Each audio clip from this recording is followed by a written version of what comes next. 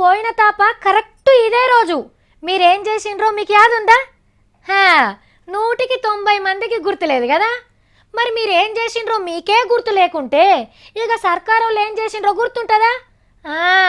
సర్కారు వాళ్ళు మర్చిపోయినా కాంగ్రెస్ వాళ్ళు అయితే కంప్యూటర్ మీదల లెక్కనే అన్నీ గుర్తుపెట్టుకుండ్రు. ఒక్కసారి దిమాక్లకు ఎక్కించుకుంటే వాళ్ళు మర్చిపోవడన్న ముచ్చట్నే ఉండదు.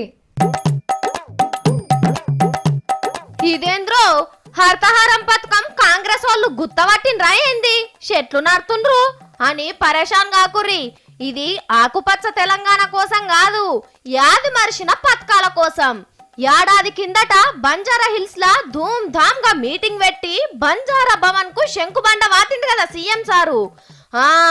గా బిల్డింగ్ కు ఇంకా పునాదులు కూడా దియ్యలేదని పొక్కలు తవ్వి మొక్కలు నాటిండ్రు. అంటే ఇదో టైపు నిరసన అన్నట్టు. గిరిజనుల అభ్యుదయానికి ఒక వేదిక కావాలి, గిరిజనులను వాస్తవంగా పైకి తెచ్చేటువంటి ఒక నిలయం కావాలి, అప్పుడే అది సార్థకమైంది. అటెంక దానమన్న మొండి కత్తెర్ల ముచ్చట చెప్పిండు.